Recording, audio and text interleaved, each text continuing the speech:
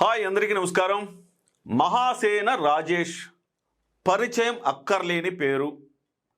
ఇప్పుడు మహాసేన రాజేష్ చాలా బుద్ధిమంతుడైపోయాడు.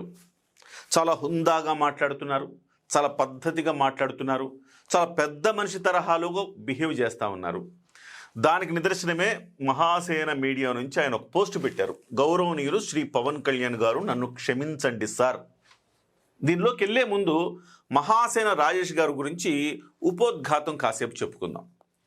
మహాసేన రాజేష్ గారు గతంలో 2019కి మునుపు తీవ్రమైన పదజాలంతో దుర్భాషలాడుతూ హిందువుల్ని నీచంగా తిడుతూ వీడియోలు పెట్టాడు. అలాగే పవన్ కళ్యాణ్ గారిని, చంద్రబాబు గారిని, లోకేష్ గారిని కూడా దూషించాడు. ఇతోధికంగా జగన్మోహన్ రెడ్డి గారికి సాయం చేశారు. దళితులు, క్రైస్తవుల ఓట్లు జగన్మోహన్ రెడ్డి గారికి పడటానికి ఉత్తేజితుల్ని చేసి వాళ్ళందరినీ కూడా కన్సాలిడేట్ చేసే ఒక ప్రయత్నం చేసి కన్సాలిడేట్ చేస్తే ఇబ్బంది ఏం లేదు.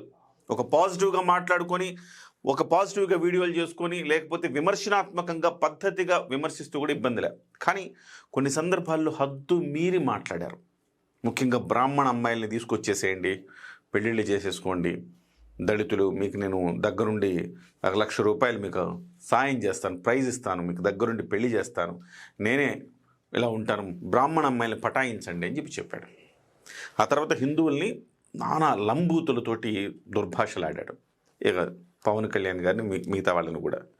అలాంటి మహాసేన రాజేష్కి 2019 తర్వాత జ్ఞానోదయం అయింది. ఫస్ట్ టైం జ్ఞానోదయం అయింది. దీనికి రీజన్ ఏంటంటే జగన్మోహన్ రెడ్డి తను అనుకున్నది జగన్మోహన్ రెడ్డి ఇవ్వలేదు. దీంతో జగన్మోహన్ రెడ్డి గారికి వ్యతిరేకంగా వీడియోలు చేయటం మొదలుపెట్టాడు. ప్రతి ప్రభుత్వంలో ఏదో చిన్న చిన్న లోపాలు ఉంటూనే ఉంటాయి. చిన్నవి ఉంటాయి, పెద్దవి ఉంటాయి. లోపాలు ఏ ప్రభుత్వం కూడా 100% ఎవరిని సంతృప్తి పరచలేదు, చెప్తున్నా కదా. ఈ లోపాలను తీసుకొని విమర్శనాత్మకంగా విమర్శలు చేస్తూ ముందుకెళ్ళాడు. ఒకానొక దశలో అసలు నా దేవుడు పవన్ కళ్యాణ్ అని చెప్పి ఇట్లా పెట్టుకుని ముద్దులు పెట్టి కూడా వీడియోలు చేశాడు. అలాగే పవన్ కళ్యాణ్ గారు జనసేన పార్టీలోకి తీసుకుంటారు అన్నారు. ఎప్పుడైతే పవన్ కళ్యాణ్ గారు జనసేన పార్టీలకు తీసుకోవటం పట్ల ఆసక్తి లేదని ఆయనకు తెలిసిందో ఇమ్మీడియట్గా తెలుగుదేశం పార్టీలో జాయిన్ అయ్యాడు. అక్కడ వరకు బాగానే ఉంది. తెలుగుదేశం పార్టీ నుంచి ఎన్నికల ముందు పి గన్నవరం సీటు ఆయన కేటాయిస్తారని చెప్పేసి ఒక ప్రచారం జరిగింది. ఆయనకి కేటాయించారు కూడా ఒక రకంగా చెప్పాలంటే. కానీ ఆ తర్వాత అక్కడుండే హిందువులు గతంలో ఇతను మాట్లాడిన మాటలు, ఇతను దుర్భాషలాడిన తీరు ఇవన్నీ చూసి ఇతనికి టికెట్ ఇస్తే మేము గెలిపించమని చెప్పేసి పెద్ద ఎత్తున ఒక నిరసన వ్యక్తమైంది. ఆ నిరసనతో అతనికి ఇస్తే ఇబ్బంది కలుగుతుందని దాన్ని డ్రాప్ చేసి తెలుగుదేశంలో వేరే వాళ్ళకి ఇవ్వలేని పరిస్థితి ఉంది కాబట్టి జనసేన పార్టీకి ఇచ్చాం. దీంతో ఇతను మనస్తాపానికి చెంది జనసేన పార్టీని ఓడించడమే నా లక్ష్యం, నేను చెప్తే ఇన్ని ఓట్లు పడిపోతాయి, అన్ని ఓట్లు పడిపోతాయని చెప్పి ఓవర్ ఎక్స్పెక్టేషన్, ఓవర్ కాన్ఫిడెన్స్ తోటి మాట్లాడి జనసేన పార్టీని ఓడించండి అని పిలుపునిచ్చాడు. అయితే మంత్రాలకు చింతకాయలు రాలమన్నట్టుగా ఈయన మాటలు ఎవరు పట్టించుకోలేదు. జనసేన పార్టీ 100% స్ట్రైక్ రేట్తో గెలిచింది. ఆ తర్వాత ఇలాగ పిలుపునిచ్చిన, అంటే కూటమి పార్టీల్లో ఉంటూ కూడా మహాసేన రాజేష్ ఆ రోజు పవన్ కళ్యాణ్ గారిని విమర్శించడము, పవన్ కళ్యాణ్ గారిని ఓడిస్తానని శపథం చేయడం తప్పు కదా. తప్పైనప్పుడు తెలుగుదేశం పార్టీ ఎట్లా ప్రోత్సహిస్తుంది అతన్ని గెలిచిన తర్వాత తెలుగుదేశం పార్టీ ఆఫీసులో కూర్చోబెట్టి అతనితో ప్రెస్ మీట్లు ఎట్లా నిర్వహిస్తారు? అంటే ఒక వ్యక్తి, జనసేన పార్టీలో ఒక వ్యక్తి నారా లోకేష్ గారిని ఓడిస్తాను, లేకపోతే చంద్రబాబు గారిని ఓడిస్తానని కంకణం కట్టుకొని పనిచేసాడు అనుకోండి, అతనికి జనసేన పార్టీ ఏదైనా పదవి ఇవ్వగలుగుతుందా? ఇవ్వదు కదా, అట్లాంటి పనులు చేయదు కదా. మరి తెలుగుదేశం ఎట్లా చేసింది? ఈ అంశాలు నేను పలు సందర్భాల్లో ప్రశ్నించాను కూడా. సో అక్కడి నుంచి అతను 2-3 సందర్భాల్లో మన పేరు కూడా ప్రస్తావన చేశాడు. నన్ను ఏదో టార్గెట్ చేశారు, కక్ష కట్టారు అని చెప్పేసి. వాస్తవానికి మీరు పద్ధతిగా విమర్శించవచ్చండి. విమర్శలు తప్పు కాదు. చాలామందిని విమర్శిస్తారు. విమర్శలు తప్పు కాదు, అవి సిద్ధాంతపరంగా ఉండాలి అంతే తప్ప బూతులు తిడుతూ విమర్శలు చేస్తే అది గట్టిగా గుర్తుండిపోద్ది ఇవాల్టి వరకు. సో అలాంటి మహాసేన రాజేష్ 2 ఏళ్ళైనా ఆయనకు తెలుగుదేశం పార్టీ పదవి ఇవ్వలేదు. రీజన్ ఏంటంటే ఆ రోజు గట్టిగా వ్యతిరేకించింది జనసేన పార్టీ శ్రేణులు, గట్టిగా వ్యతిరేకించినాయి కాబట్టి అతనికి పదవి ఇవ్వలేదు అని ఒక చర్చ, ఒక మాట వినపడతా ఉంది. ఈ నేపథ్యంలో 2 ఏళ్ళు అయిపోయింది. నాకు ఏదైనా పదవి కావాలని సానా సతీష్ గారు కావచ్చు, నారా లోకేష్ గారు కావచ్చు, వీళ్ళందరి సహకారంతో చంద్రబాబు నాయుడు గారు ఏదో పదవి ఇవ్వాలని సంకల్పించినట్టుగా తెలుస్తోంది. దాని మీదట మొన్న పెట్టారు దేవుడి దయతో, అంబేద్కర్ గారి ఆశీస్సులతో, చంద్రబాబు గారి దీవెనలతో, లోకేష్ గారు, పవన్ కళ్యాణ్ గారి సహకారంతో, మీ అందరి ఆదరణతో మన కష్టానికి తగిన గుర్తింపు రాబోతోంది అనిపిస్తోంది. పూర్తి వివరాలు నాకు తెలియవు, నాకు చాలామంది ఫోన్లు చేస్తున్నారు అని చెప్తున్నాడు. సో ఒకటేదో అతనికి కన్ఫర్మ్ అయింది. అది ఏం పదవి ఇస్తారనేది మనకు తెలియదు, కన్ఫర్మ్ అయితే అయింది. అయితే ఇప్పుడు జనసేన పార్టీ నుంచి వ్యతిరేకత రాకుండా చూసుకోవాలి. దానికోసం మొదలైందే ఈ క్షమించండి పవన్ కళ్యాణ్ గారు. ఇదిగోండి, శ్రీ పవన్ కళ్యాణ్ గారు క్షమించండి సార్. దీని సారాంశం ఏంటో తెలుసుకున్న తర్వాత మనము దీని విశ్లేషణలోకి వెళ్దాం.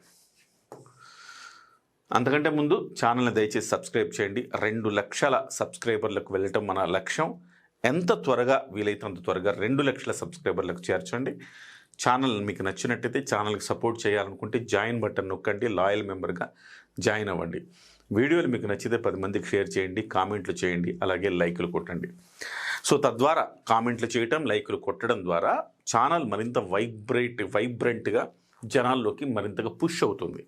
ఫేస్బుక్ కానీ, యూట్యూబ్ కానీ ఇవన్నీ కూడా మరింత ముందుకు తీసుకెళ్ళటానికి అదొక ఉత్ప్రేరకల్లా పనిచేస్తుంది. సరే, ఈయనేం మాట్లాడారో చూద్దాం. నేను వైసీపీలో ఉన్నప్పుడు వైసీపీ వాళ్ళలాగే మీపై దురుసుగా మాట్లాడాను. పవన్ కళ్యాణ్ గారికి చెప్తున్నారు ఈయన. నేను వైసీపీలో ఉన్నప్పుడు వైసీపీ వాళ్ళలాగే మీపై దురుసుగా మాట్లాడాను. జగన్ గారి కోసమే నేను అలా మాట్లాడినా ఇప్పుడు అదే వైసీపీ ఆ వీడియోలతో నన్ను బ్లాక్మెయిల్ చేస్తుంది. చాలామంది గుర్తుపెట్టుకోలేం. ఒక అంబటి కావచ్చు, ఒక పేరుని కావచ్చు, ఇలాంటి వాళ్ళందరూ గుర్తుపెట్టుకోవాల్సింది ఏంటంటే, మీరు మాట్లాడిన మాటలు, మీ చేష్టలు ఎప్పటికి గుర్తుండిపోతాయి. కానీ సిద్ధాంతపరంగా మీరు బాలినేని శ్రీనివాసరెడ్డి ఉన్నాడు, సిద్ధాంతపరంగా విమర్శించాడు చాలా సందర్భాల్లో. కానీ ఆయన బాలినేని శ్రీనివాసరెడ్డి లాంటి వ్యక్తి మళ్ళీ జనసేన పార్టీలో కూడా రాగలిగాడు. అలాగే చాలామంది సిద్ధాంతపరంగా విమర్శించిన వాళ్ళు మళ్ళీ పార్టీలు మారచ్చు, తప్పేం లేదు. కానీ పరుష పదజాలం, బూతులు మాట్లాడి జగన్మోహన్ రెడ్డి కోసం మీరు మాట్లాడారు అనుకోండి, కథం అంతే. మీరు నెక్స్ట్ బర్త్డే ఉండదన్నట్టు నెక్స్ట్ మీ కెరీర్ ఉండదు. ఇవాళ ఆయన అదే బాధపడుతున్నాడు. ఆ రోజు జగన్మోహన్ రెడ్డి గారి కోసం మాట్లాడాను నేను, ఇవాళ అదే వీడియోలు మళ్ళీ తిప్పుతున్నారు అని చెప్తున్నాను. వాళ్ళు ఎన్నిసార్లు ఆ వీడియోలు బయటకు తీసుకొస్తే నేను అన్నిసార్లు మీకు క్షమాపణ చెప్పాలి అని నిర్ణయించుకున్నాను. Good decision. పశ్చాత్తాపానికి మించిన ప్రాయశ్చిత్తం లేదు అంటారు. సో ఒక తప్పు చేశాము, రియలైజ్ అయ్యి నేను తప్పు చేశానని రియలైజ్ అయ్యారనుకోండి, పశ్చాత్తాపానికి మించిన ప్రాయశ్చిత్తం లేదు, కాబట్టి క్షమించాలి. సో మిగతా ఏం మాట్లాడారో చూసి మళ్ళీ మాట్లాడదాం. ఇది రాజకీయం కోసం, పదవుల కోసం కాదండి, నా హృదయపూర్వక పశ్చాత్తాపం. ఇది నమ్మాలంటే కొంచెం సమయం పడుతుంది ఎవరికైనా. ఎందుకంటే ఇవాళ మీకు రాజకీయ పదవి రాబోతోంది, దాన్ని అడ్డుకునే అవకాశం ఉంది అని చెప్పేసి మీరు ఇలా మాట్లాడుతున్నారని ఎందుకు అనుకోకూడదు. కాకపోతే ఆయన చెప్తున్నాడు, ఇది రాజకీయం కోసం, పదవుల కోసం కాదండి, ఇది నా హృదయపూర్వక పశ్చాత్తాపం. నేను 2019లో జగన్ గారి గెలుపులో భాగస్వామిగా ఉన్నాను. జగన్ గారికి కూడా తెలుసు నేను పదవుల కోసం పని చెయ్యను అని. అలాగే బాబు గారి దగ్గర జాయిన్ అయినప్పుడు కూడా నేను ఏ పదవి అడగలేదు, సందర్భానుసారం ఆయనే నాకు అవకాశాలు ఇచ్చారు. అలాగే జనసేనలో నేను జాయిన్ అవ్వాలనుకున్నప్పుడు కూడా ఏ పదవి అడగలేదు, ఆ విషయం మీకు కూడా తెలుసు. నేను పదవుల కోసం మాత్రమే పని చేయను అనడానికి ఈ సంఘటనలే సాక్ష్యం. 2019కి ముందు మీపై మాట్లాడిన వీడియోలు ఇప్పుడు చూసినప్పుడు నేను చాలా సిగ్గుపడతాను సార్. ఇది రియలైజేషన్ అంటే. గతాన్ని మార్చలేను, భవిష్యత్తులో నేను మీతో విభేదించను అని చెప్పలేను, కానీ అలాంటి దురుసు మాటలు మాత్రం నా జీవితంలో మాట్లాడనని ఖచ్చితంగా చెప్పగలను సార్.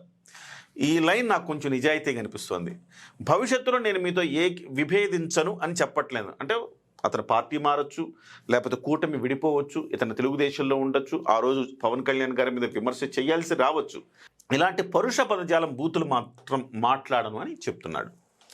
నేను మీకు వ్యతిరేకంగా 10 వీడియోలు మాట్లాడి ఉంటాను, కానీ నా తప్పు తెలుసుకున్నాక 100 వీడియోలు పవన్ కళ్యాణ్ గారికి అనుకూలంగా మాట్లాడి ప్రాయశ్చిత్తం చేసుకున్నాను. అలాగే 2018లో నేను హిందూ మతం అగ్రకులం అంటూ చేసిన కామెంట్లకు కూడా చాలా పశ్చాత్తాపడుతున్నాను. ఎందుకంటే ఏ కులం మతంలోనూ అందరూ మంచివాళ్ళు కానీ చెడ్డవాళ్ళు కానీ ఉండరని తెలుసుకున్నాను కనుక ఈ 8 సంవత్సరాల్లో మళ్ళీ అలాంటి కామెంట్లు నేను ఎక్కడా చేయలేదు, భవిష్యత్తులో కూడా చేయను.